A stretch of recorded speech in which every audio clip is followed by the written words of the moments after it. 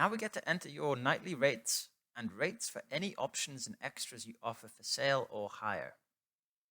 You'll see your rate group names here on the left side with today's date and 365 days of dates into the future. You only need to enter rates for nights that you wish to have on sale.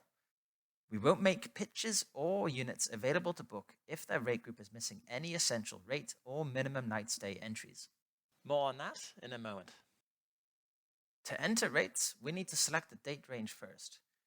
Either click this button here to open a date selector, which you can scroll through to single-click a start and end date, or you can single-click a pair of columns like so. Using either method, we'll change the color of the columns and this rate editor panel will pop up. The idea here is we're editing the nightly rates of our rate groups for the date range that we've just selected, showing as this different color. With your date range selected, enter your minimum night stay and nightly price for all of your rate groups.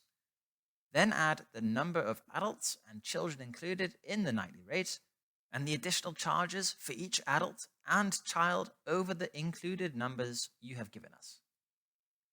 If you don't charge a fixed nightly rate, but rather charge your guests by their group composition, you should leave the nightly price at 0, leave adults and children included as 0, and then just add your per person charges into the additional adult and child per night boxes. Once happy, click Save, and you'll see a few pop-ups appear, guiding you to edit some more rate information, which we'll do in a moment. An important bit of information is this pop-up, which explains you can leave rates empty over your closed season dates, which stops your site being booked. You'll see your changes applied in the selected columns at the top. Let's open up the Options and Extras panel with this button here. We have separate camping and glamping options, so make sure to populate the relevant section if you have both pitches and glamping units. You'll see we offer a few more options in the camping section, but the principle is exactly the same for glamping. First up, choose whether you charge your options by night or by trip. Your guest can opt in to any options you offer at checkout.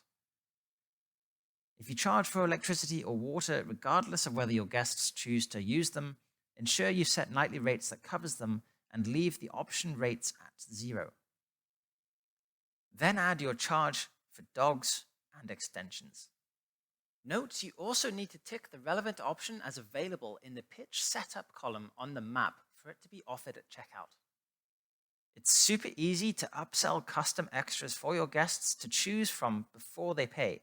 For example, if you charge for additional cars, you can add extra car as a custom extra and set your rate here.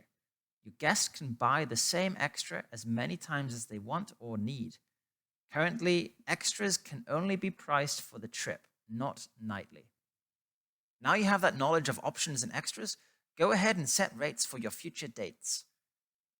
As a last little tip, use this drop-down to change what we display under your nightly price for a quick overview of your different rate settings.